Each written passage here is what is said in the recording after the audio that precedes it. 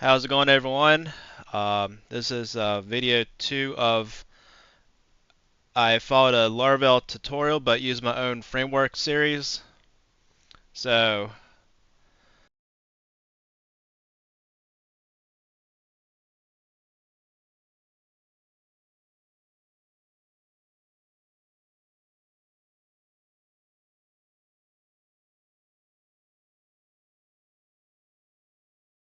All right, congratulations. You have your first Laravel application running locally. We used Composer Run Dev to set up.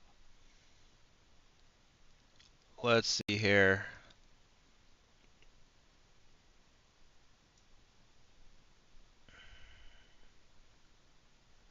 Yeah, that's kind of interfering with what's going on there. So maybe I can just do that.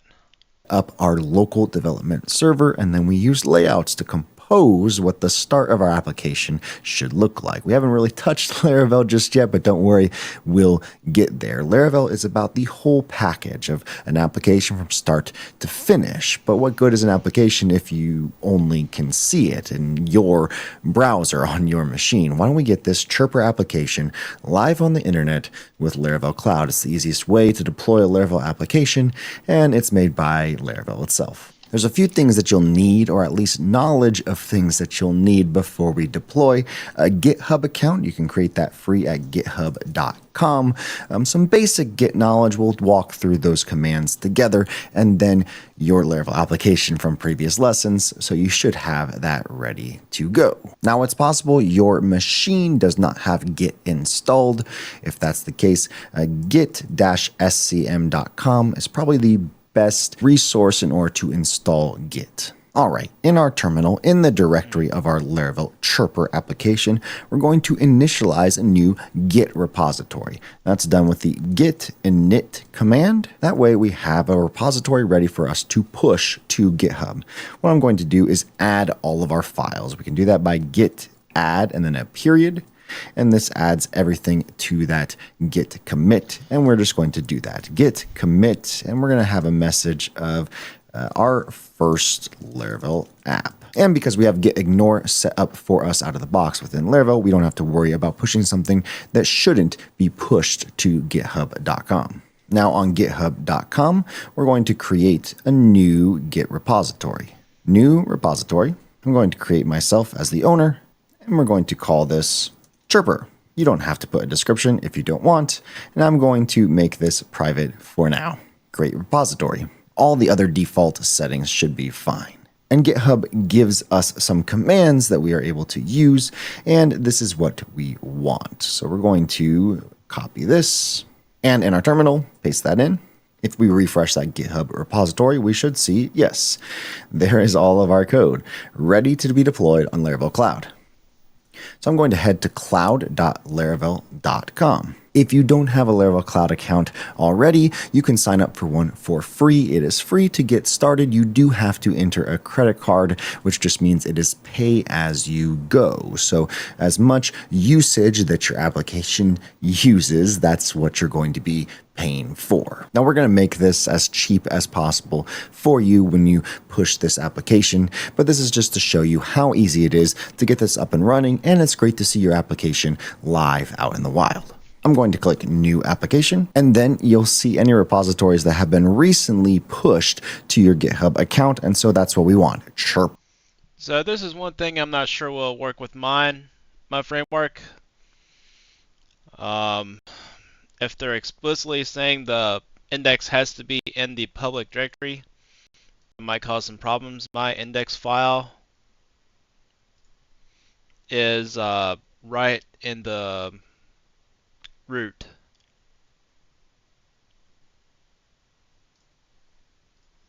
I'm going to select that and create the application. While there shouldn't be too much that you have to change here, if you are on the growth plan, the paid plan of Laravel Cloud, then your app cluster is not going to be hibernated by default. You can see here, this is $5 per month in compute for these particular settings. Now, if you are on the starter plan, the pay-as-you-go plan to sign up, then you will have. Let's see here.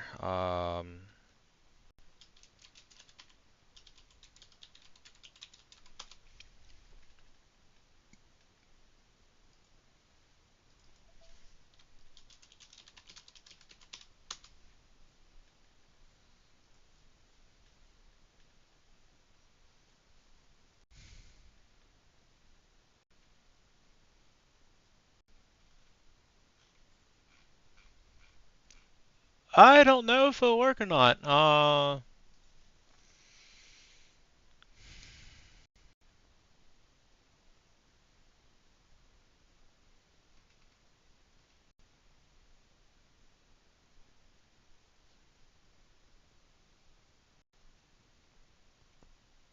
really don't know what hooks they require.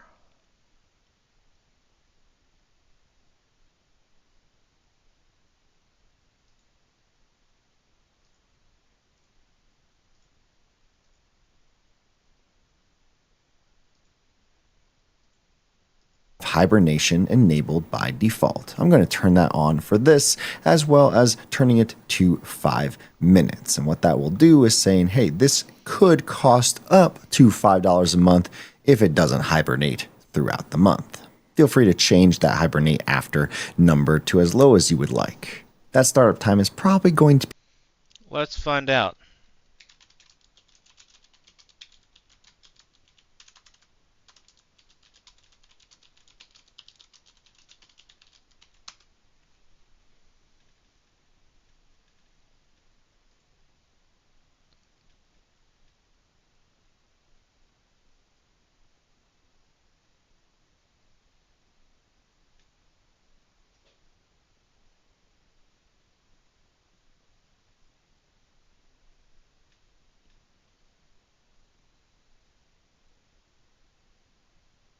Yeah, I don't know. be around 30 seconds if no one has actually hit your application after it's been hibernating. Now, the only thing that we have to do is add a resource. And while we haven't used our database in our local environment, we're going to get a database up and running so that it's ready for us when we do push these changes into production. Where I create and connect a database, we can click Create New Database Cluster. I'm going to use Laravel Serverless Postgres just so we can hibernate this database because we're not going to be using it much and it's just a fun application. And then that way it costs less for us, the user. We can select a specific region. I'm just going to select US East. And then we have dev. It's going to hibernate after 300 seconds. This database cluster will cost between $0 and $25.55 per month.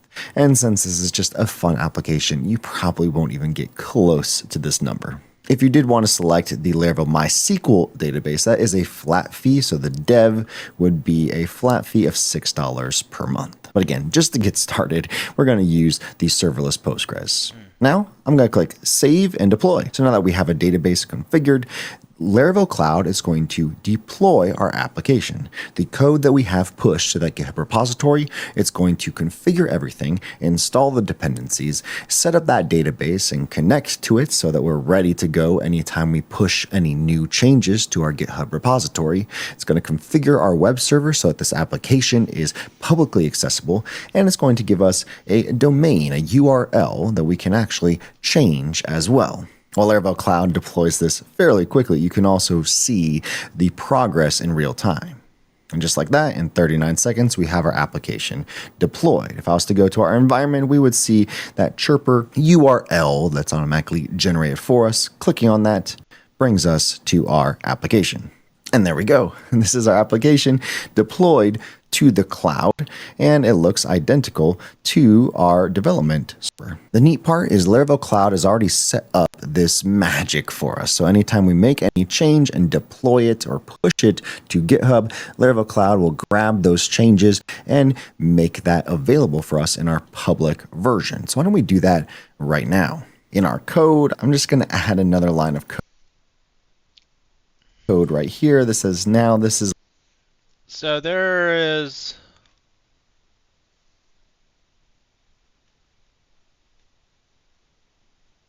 Laravel Forge can be used with other PHP frameworks. So let's look at Laravel Forge.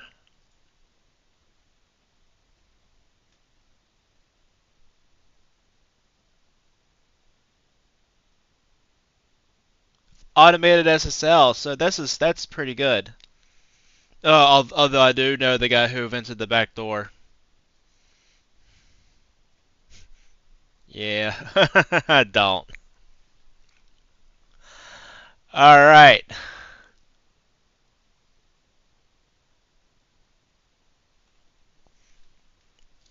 let's look into Forge.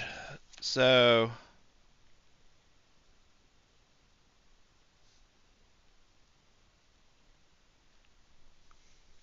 because that could be an option for especially my weather application that I built.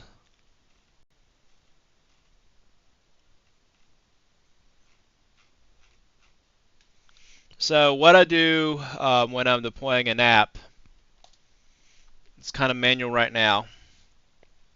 So let's say I have some JavaScript stuff going on here. I would do need to open up that is command. Okay.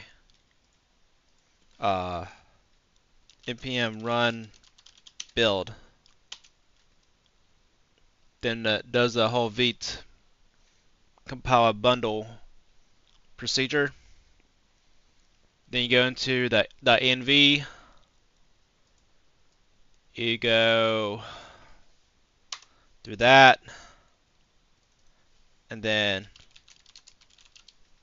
like that, and basically you just put it in your. Do this after you put on your Nginx server or Apache server, but that's basically the procedure. And then you'll have to set up your database credentials.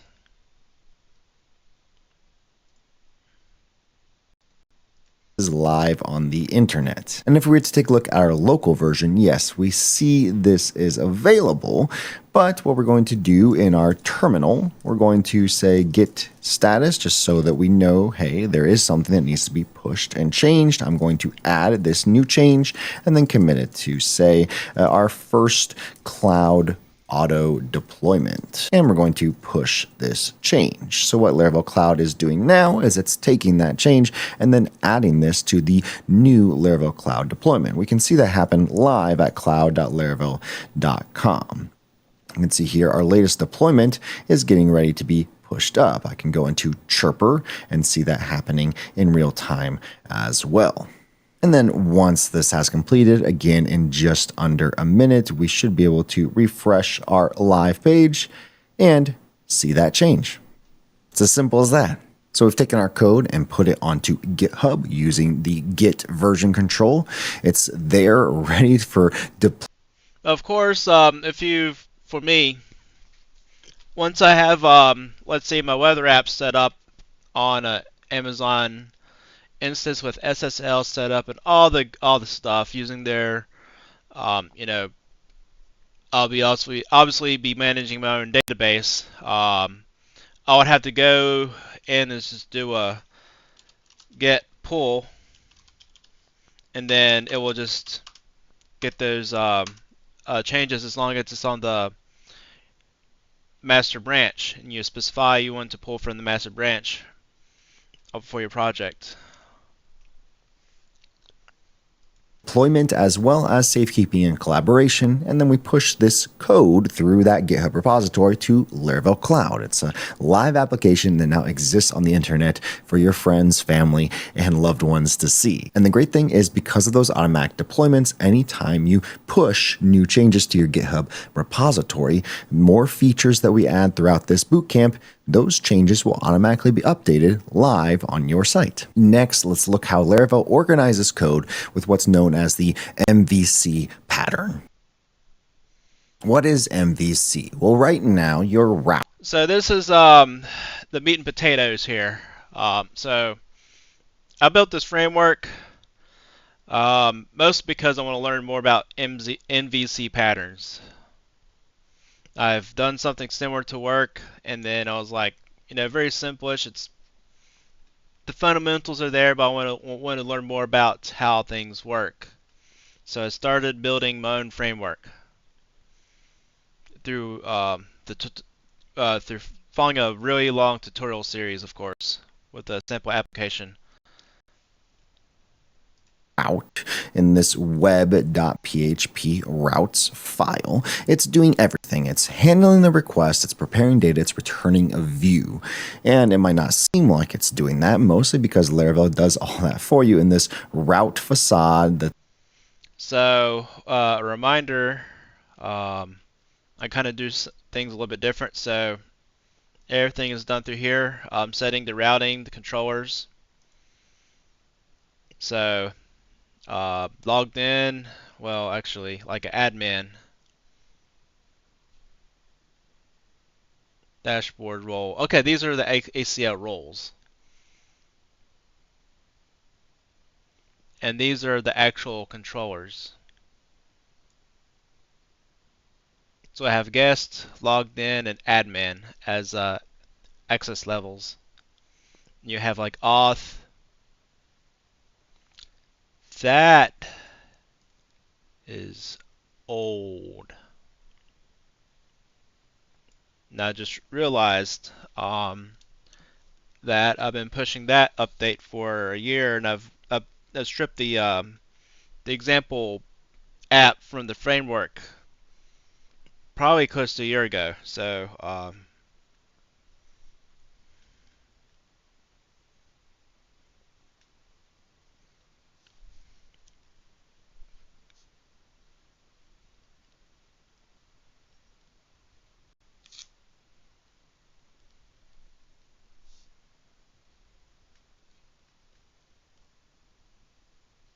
and that could have been introduced back when I was creating documentation.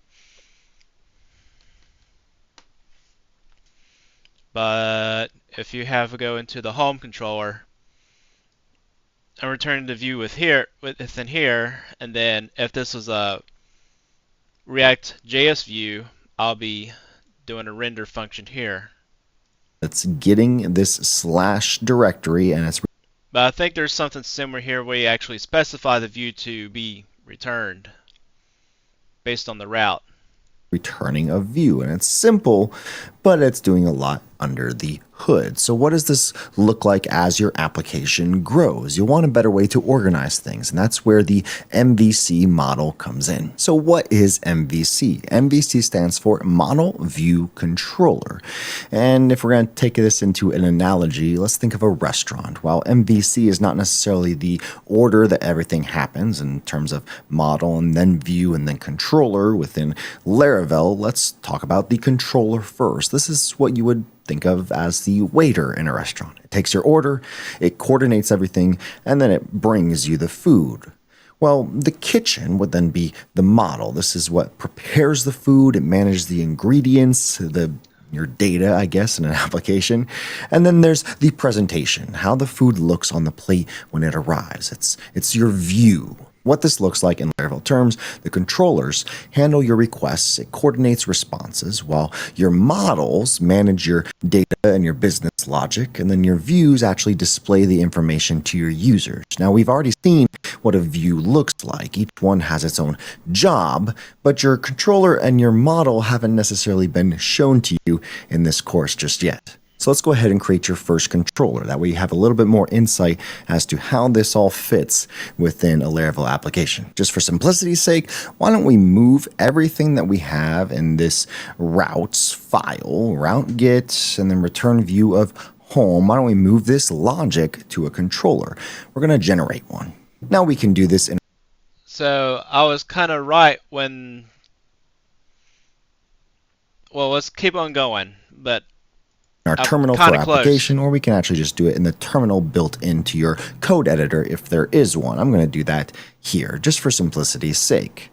We could run php artisan and then a command. Now I'm going to tell you what this command is, and then we're going to take a look at why this command actually exists. We're going to say php artisan make controller. Then we can give a name of a controller here. But what is this? PHP Artisan. That is Laravel's way of running specific commands. It's Laravel's command line tool. It's your Swiss Army knife, I guess, for Laravel development. We'll use it a lot to create things, not just controllers, but there are a ton of artisan commands that are available to be able to run anything within Laravel. And the cool thing is you can actually create your own as well. For right now, we're just going to be using a lot in this make directory of PHP artisan commands, mostly to make controllers. And it's actually called a namespace. Later, we'll make models, maybe database migrations as well. Artisan commands are incredibly powerful, so there's so much to dive into. But for now, let's go ahead and make a controller. PHP artisan make controller. And we don't have to add anything here afterwards. If we press enter, it's automatically going to prompt for what that controller should be named. You can even see what that looks like typically in terms of casing and in terms of how it should be spelled and maybe handled within a Laravel application. Because we are going to be creating chirps, we want a chirp controller. So chirp controller. We're going to stick with an empty controller for now, but later we'll go back and look at what resource actually provides for us. And you can see it created a specific file for us, this app http controllers chirp controller. All right, let's go ahead and open. So we also did that the same thing. We got a chirp controller and it's empty, just the onConstruct, which is called by the constructor of the superclass, the controller superclass. Open up that new file that I created. Again, that's app http controllers chirp controller. It's just a blank file, but let's go ahead and add the things that we had in our web route here. How do we do that? We're going to add an index method. That's public function index.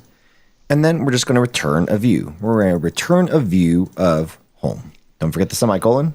And you can see here that our VS Code Laravel extension still takes us directly to that view that we have. So in our web routes, how do we change this to instead point to our index method in our chirp controller?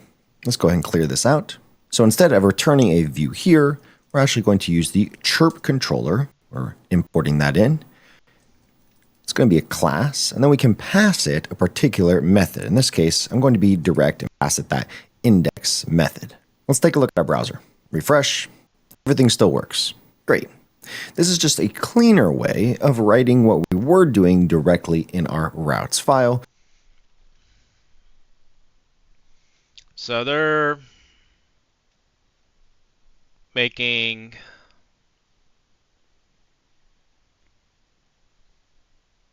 instead of using home, using the chirp controller for basically just /.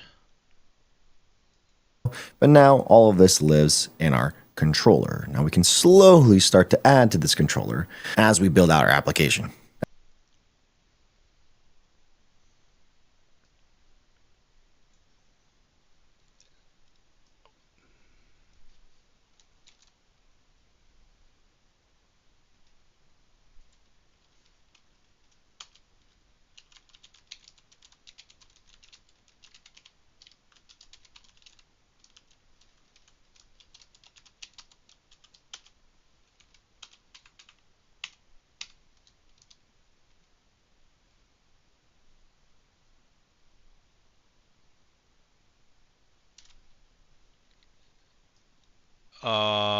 Let me see here.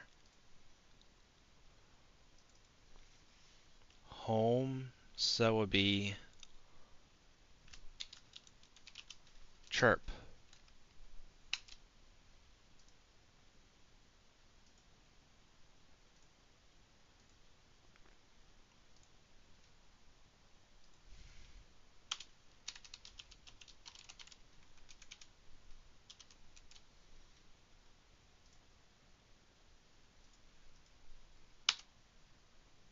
Hmm.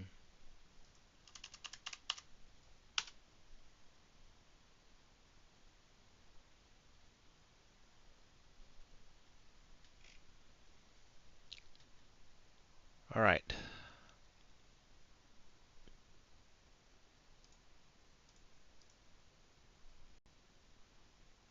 That still points to home. Yeah, there's some little bit more layered things because this is just already a built out layout. So, hmm.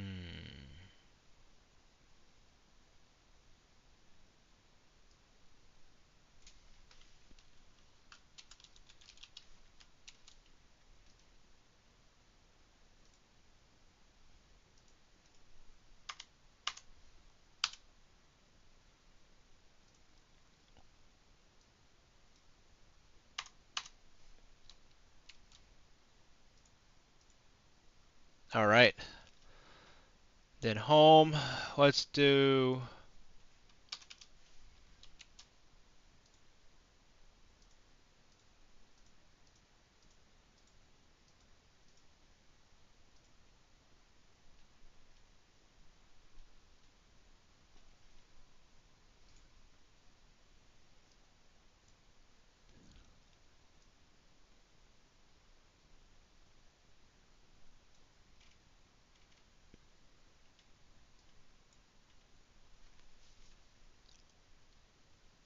route.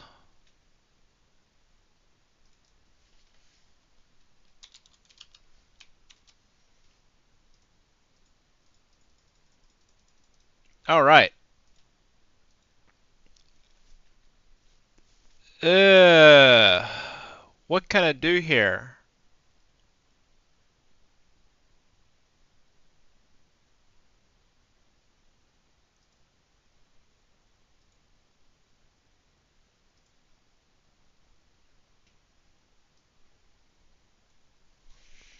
That's one thing that I can think of. So route home, layout,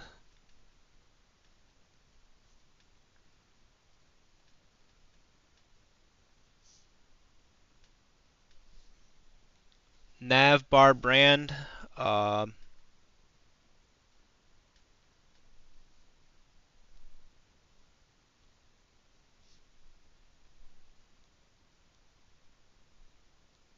nav bar brand to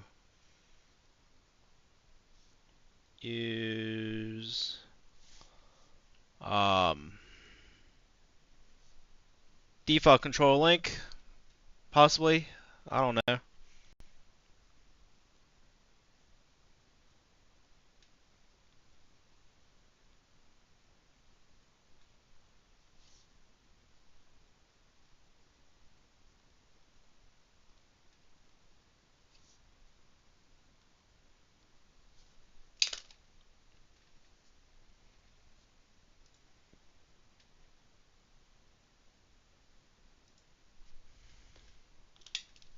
In main menu, I mean, I can just get rid of this and just do whatever I want. This is just a layout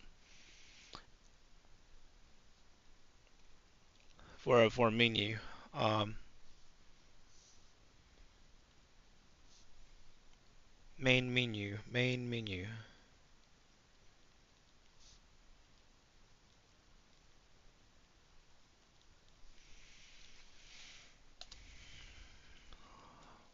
Let's see here. Let's test this out. So V.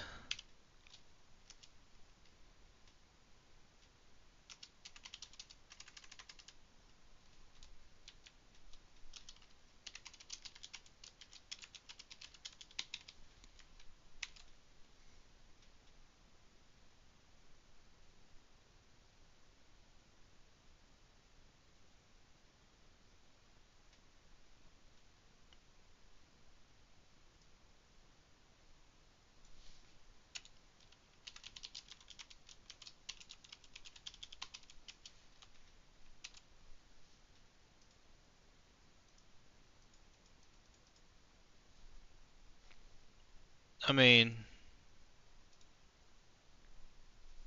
it works.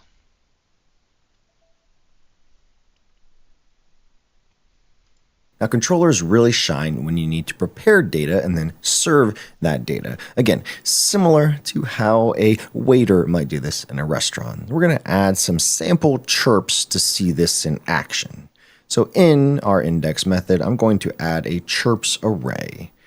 And this is just some sample chirps with a time, an author, and then a message. Now, how do we pass this into this view? Our second parameter.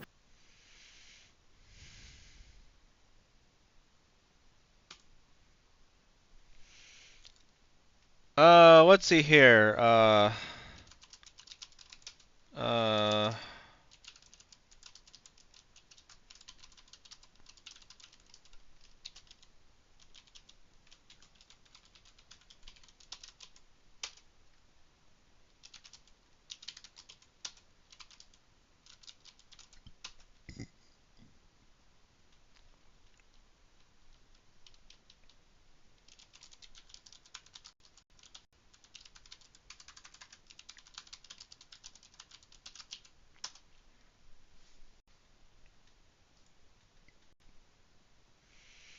let's just create some chirps.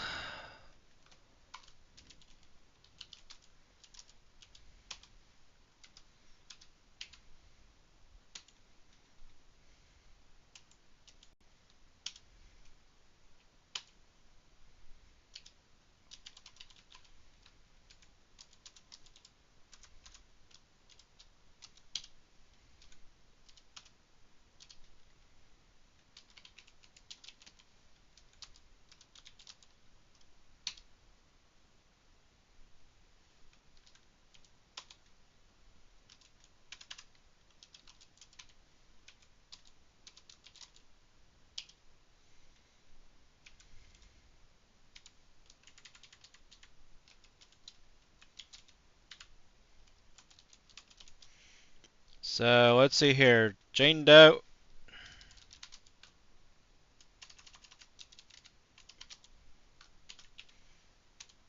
the sister of Josh Doe, of course. Uh,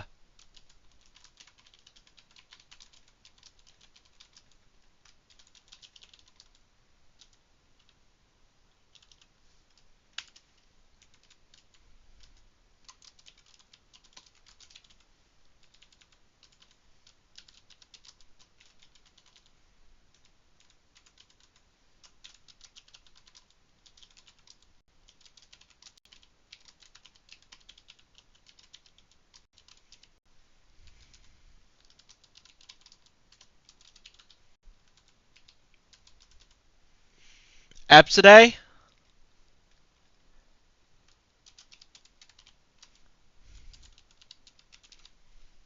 Yeah, that'll work. Absidae, yeah.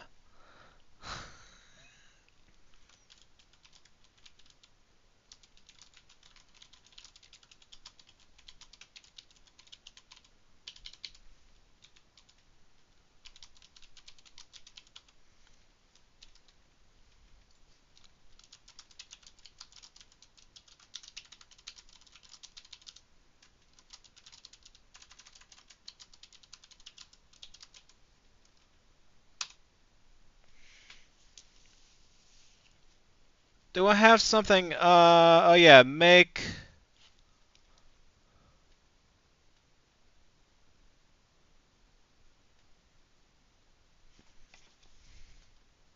base.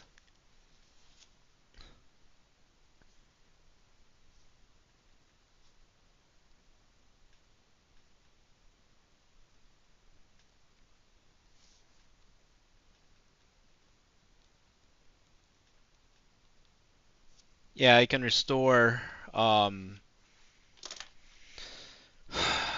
migrations. If you delete them, would be great.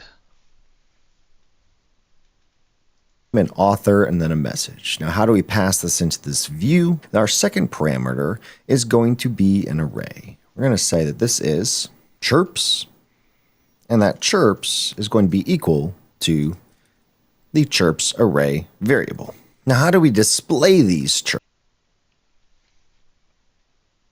I think I can do that. I can't remember.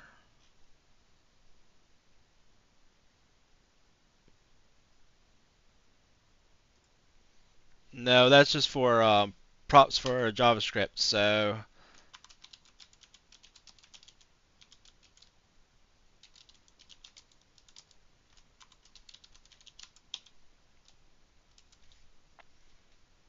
Chirps in our view. Again, if we're talking about the MVC model view controller structure, we have our controller and we're passing these chirps to our view.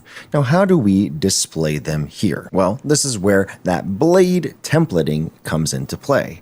So a home.blade.php file is not just HTML, it is Blade, and we can add some templating structure to this. In this case, for every chirp, we can say, maybe for each chirps as chirp, and then every single instance of chirps that we have in that array that is being okay, so um,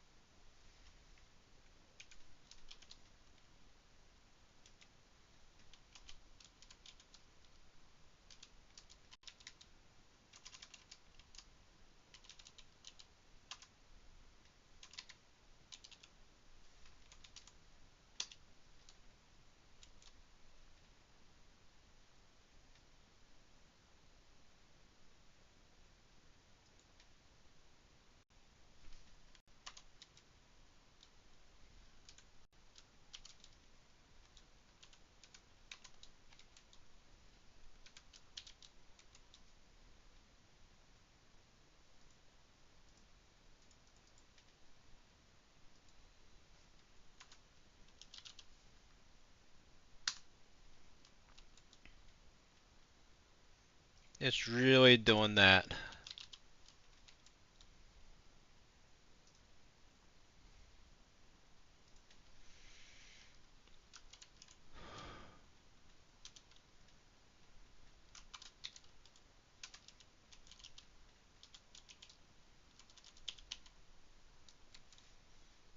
Let's see here. Author.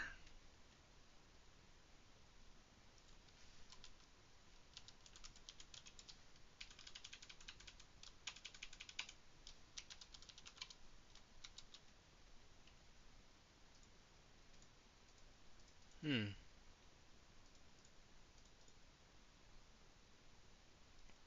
It's weird. Passed in from this chirp controller, we're going to iterate over what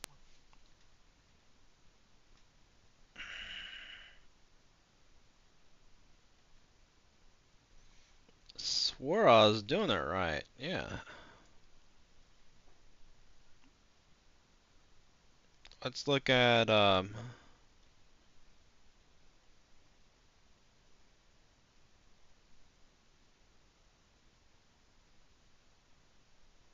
this that display errors. Yeah.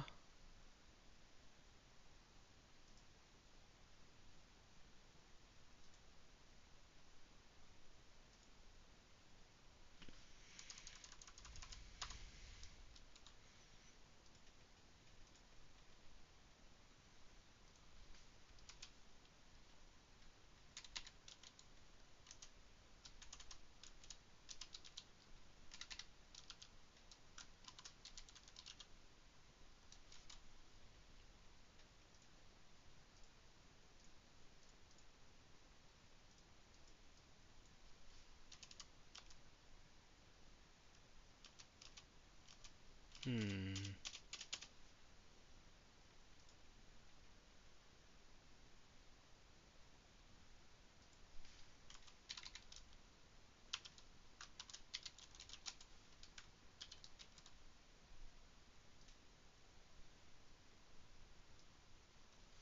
Interesting.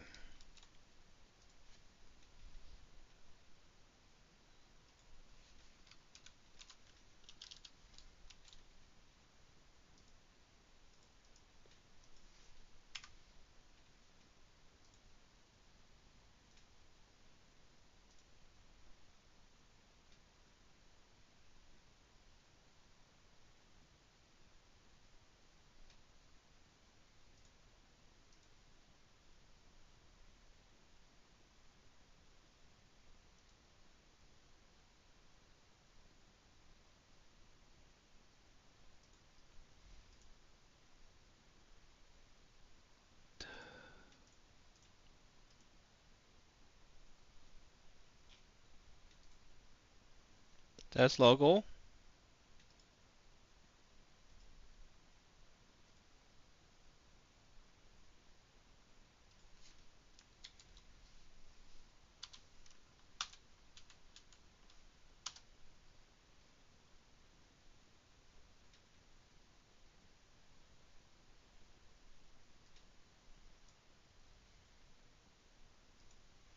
Hmm.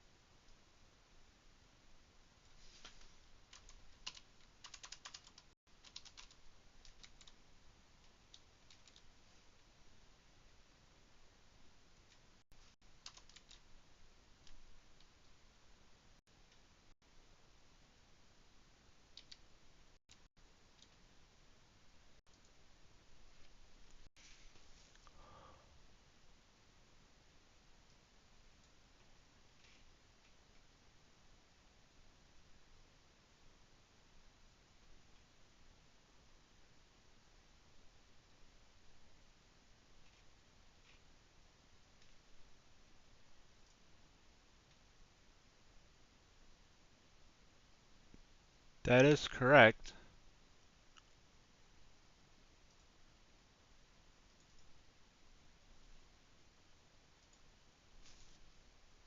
whatever HTML that we're passing in here. So I'm just going to say end for each here to say that this is the end of that for each loop. Now we have available the chirps array. We have the chirp author, the chirp message, and the chirp time. I'm going to paste that in here. Again, the chirp that we're looping through, the author, the message, and the time to coincide with what we're passing in. The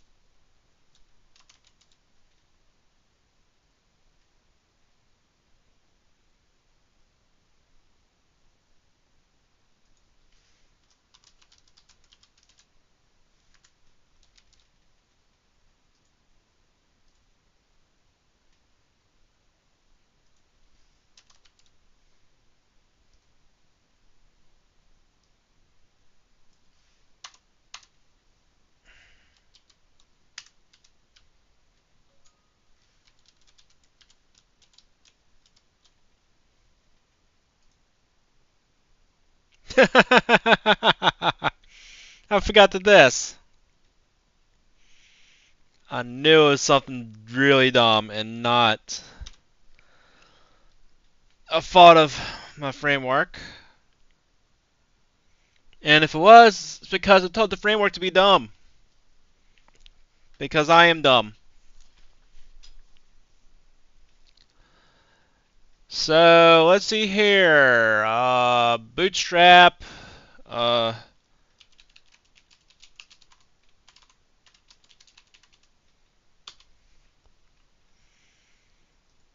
Alright, let's make a card here. Let's see here. How they. author, the message, and the time to coincide with what we're passing They're just going down along the row, the column, so. Let's keep in to the chirp going on. controller. Let's see what this looks like in our browser. All right, that looks pretty good. Now you can see how our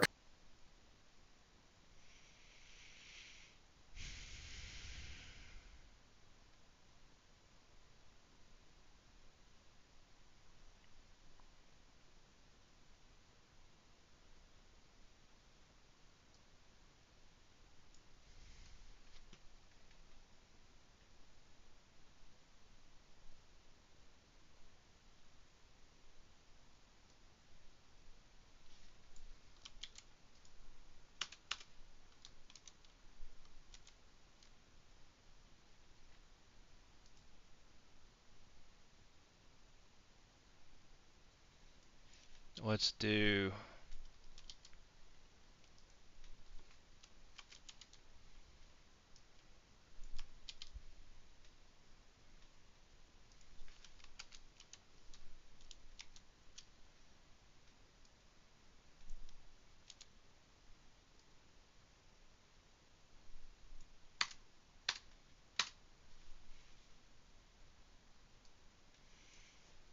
Let's see here. Let's just say.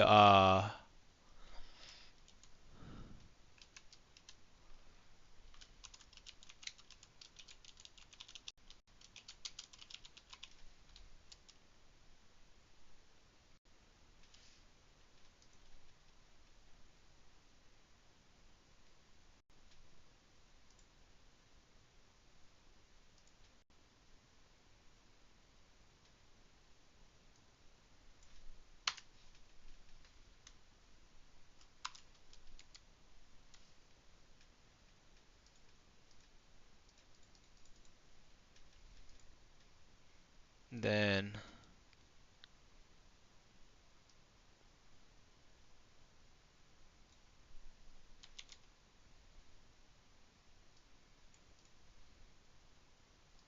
Let's just kind of make it approximate.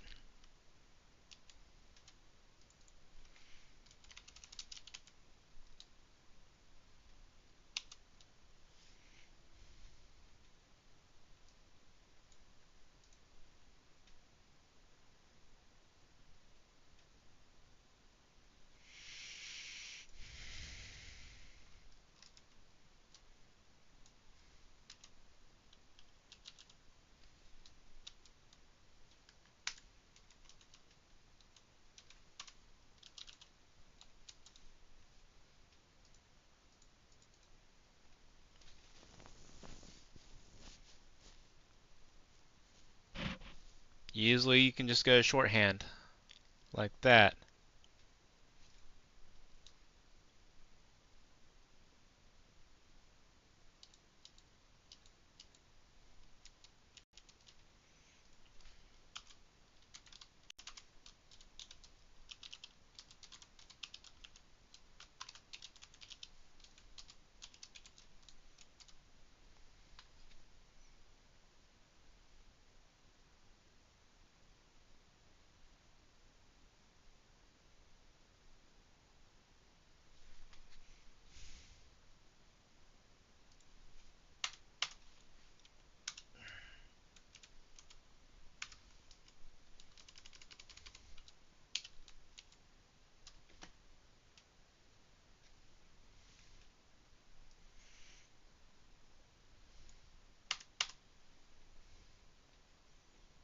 Fine.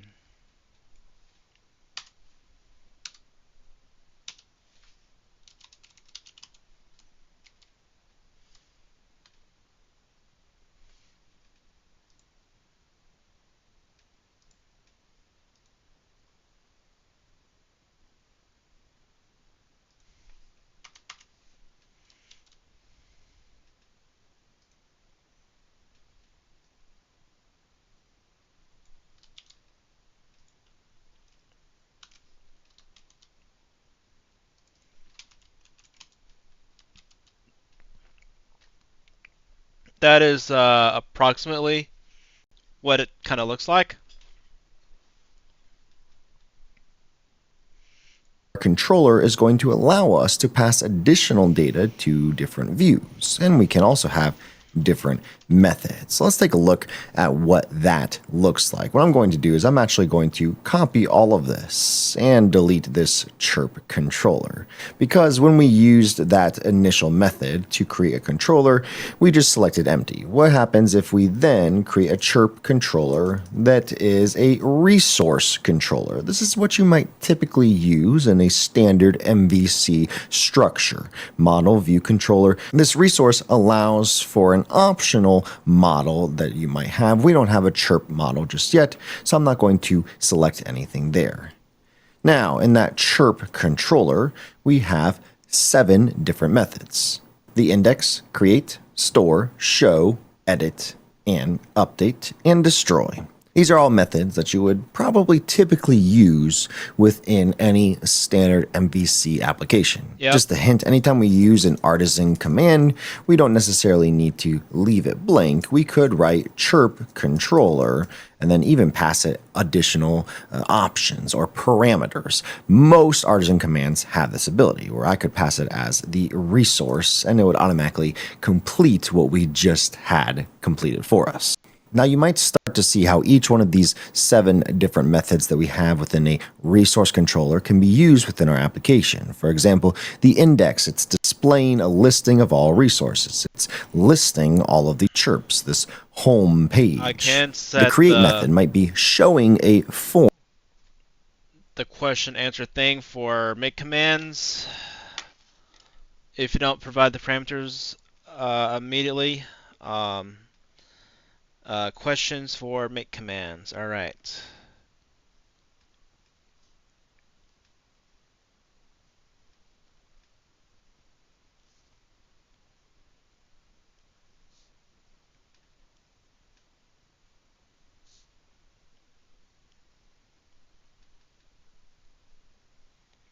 That could be a good little bit of sugar on top on the console.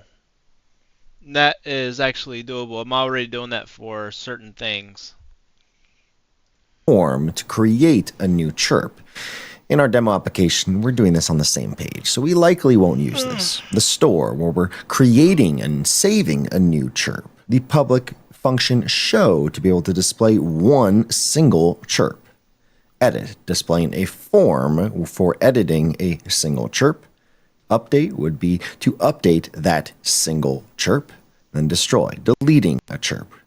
We're going to be using most of, if not all of these, eventually throughout our application.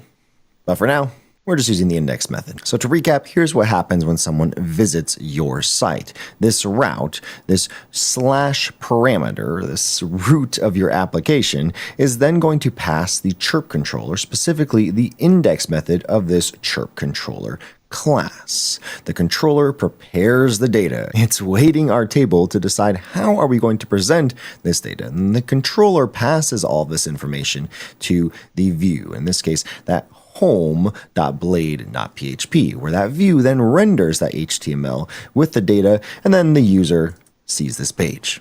So why does all this matter? Well, right now we're using fake data, but imagine when we have thousands of real chirps in a database. The controller that we just set up, it's going to decide which chirps to show. It's going to take our order and then decide how to present them. The model, which we're going to learn about in the next lesson, it fetches them from the database. Then the view, that home.blade.php, at least for our index, displays them nicely. So each piece has its job. In the MVC structure, model, view, controller, your code stays organized, and then future you will thank current you for how things are organized and displayed to your user. So in our next lesson, let's start working with real data to see how your app might remember things permanently.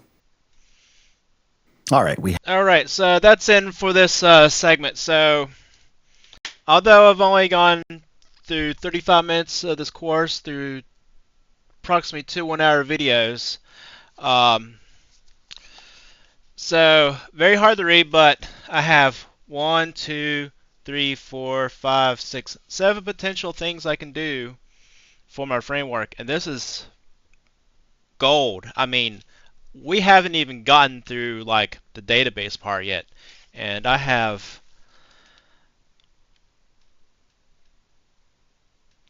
besides the remove the one line effects. I mean, they got 6 things I can do or explore. This could be weeks of work of improvements. So that is it. So next time I'm going to be starting on working with databases. So we ended this video at 35:29.